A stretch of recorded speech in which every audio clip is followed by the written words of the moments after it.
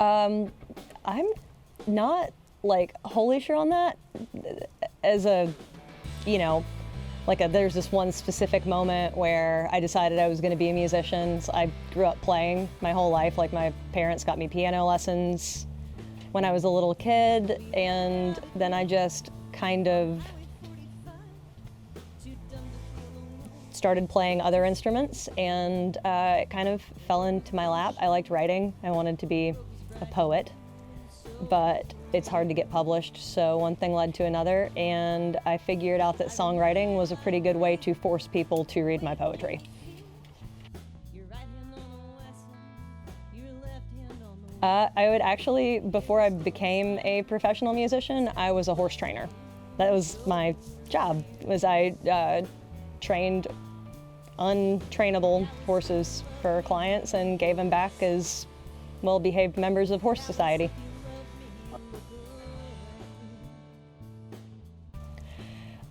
Today, like 2020, there's a lot of duality about it. If you had asked me that question like 4 years ago, I probably would have just rolled my eyes and been like, it's great, it's fine.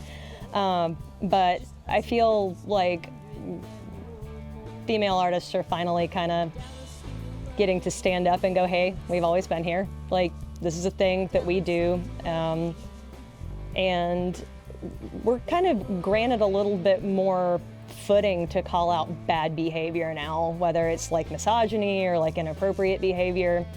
Whereas in the past, I've had a guy refuse to shake my hand after a gig, like turn to my male bandmates and shake their hands while looking me in the eye. And I brought it up and had a bunch of dudes jump on me and tell me that I was being ridiculous and that it had nothing to do with my gender, and called me overly sensitive. But today, if you bring that up, people think before they're just like, oh, you're just being dramatic.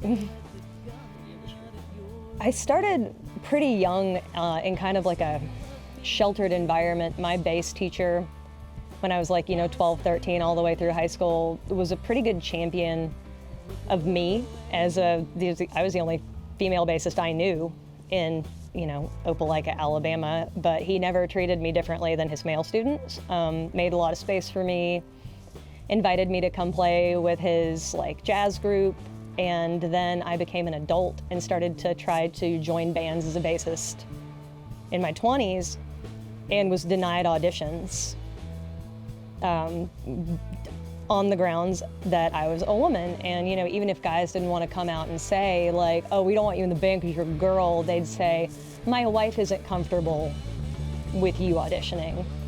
But today, even 5-6 years ago, that started to change again. I feel like I was given more opportunities and was treated a little bit more equally, was judged on my ability to play, not my gender. And that's not, indicative of the entire industry. I've definitely been turned down for gigs because I didn't dress provocatively enough. I didn't have the aesthetic that certain bands were looking for, but it's gotten better. It got worse, and then I think it's getting better. We'll start with the back half of the question because I'm going to have to count. Okay.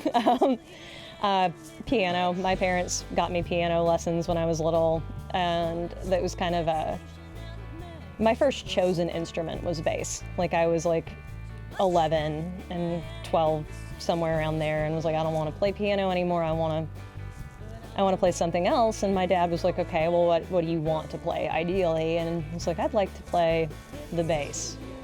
And the agreement was I had to take lessons. He'd buy me a bass, but I had to stick with lessons for a year, and then he'd get me a nicer bass. And 19 years later, piano to me at that age was not, it was I was just starting to really like rock and roll.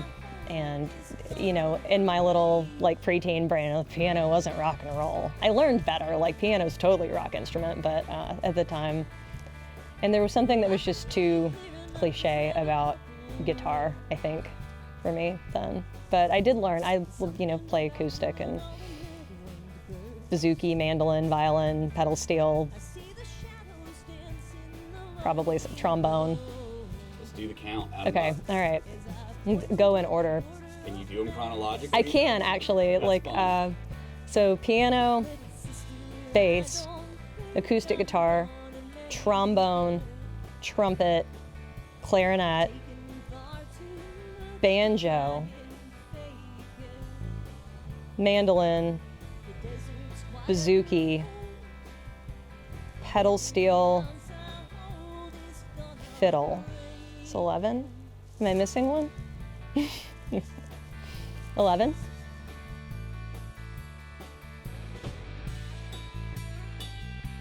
That's tough. I feel like my influences are kind of like a patchwork quilt. Definitely the person who inspired me to become a songwriter was Jason Isbell. Some of his earlier stuff where he had like the rock band, like the 400 unit, and they were playing like pretty much rock and roll, but he was singing these like almost Leonard Cohen-esque lyrics over it. And I realized that, like rock and good songwriting don't have to be mutually exclusive. I kind of thought for a while that, rock bands were, and I love Led Zeppelin, like John Paul Jones is probably one of my top 5 favorite bassists, but it's like, oh, if you're gonna write rock and roll, you gotta sing, oh baby, baby, yeah, baby, and that's it. But I love the early 2000s pop punk stuff, like the record that we're working on right now is very much like Jimmy Eat World inspired. And also, I always joke that I want to be Dave Grohl when I actually grow up, so Foo Fighters for sure. In terms of just a solid rock project, loved Pearl Jam. No, it's just like all over the place. Both simultaneously. Generally have an idea for the melody as the words are kind of coming out.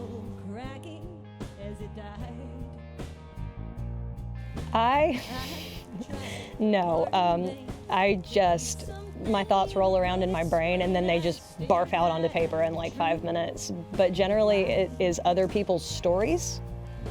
Somebody, like the news, or I can read something like a news headline or something on Twitter, even something just dumb that somebody tweeted, and it can just, for reasons unknown to me, spark something that makes a song.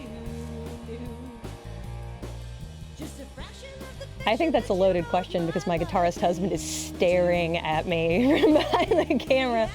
I think that they both have their own set of difficulties. Guitar is definitely a lot harder for me personally, but I didn't really grow up practicing, electric guitar, learning to play lead. But I also think that there are a lot of guitar players out there who think they can just pick up a bass and it's going to be fine, without understanding that part of what makes a good bass sound or bass line so important is like the touch, the technique, like the nuance, the way your right hand moves, the way that you mute on the back end of your string, the way you can kill your drone note or choose to drone over the tones you're playing. Like there's a, nuance to each, and I think that they should both be respected equally.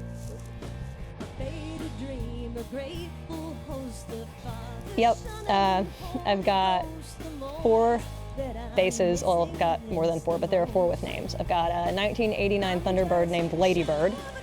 I've got this Franken bass behind me is named Frankie, very original. I've got a yellow P bass named Spirit, like the horse, and a orange P Special. We painted it. Named Pokey, like Gumby's horse.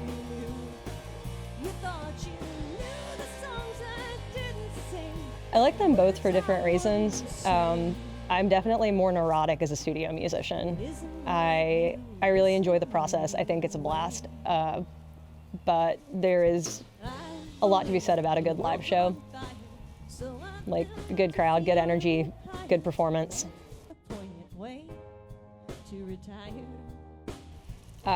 Well, we put out my 4th album at the end of the spring, and then, with the inability to tour, we decided to go ahead and fast track my 5th album, and we're in the process of cutting it right now. It's definitely a lot heavier of a record. It's more like rock forward. There's no way that anybody could really mistake it for a country record, kind of like they did the last one. We're trying to move away from that Americana folky vibe, but it's just a very different process and project that feels finally kind of in line with what I've wanted to do instead of what people expected of me. Sylvia Rose Novak. All they have to do is Google my name, and I'm really most active on Instagram. My music's everywhere. I pulled my first 2 albums from streaming, so they won't be up for much longer.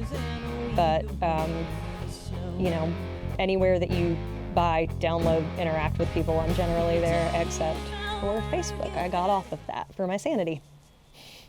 Hi, this is Sylvia Rose Novak. You can check out the band's live stream over at BaileyBrothers.com. Cracking as it died.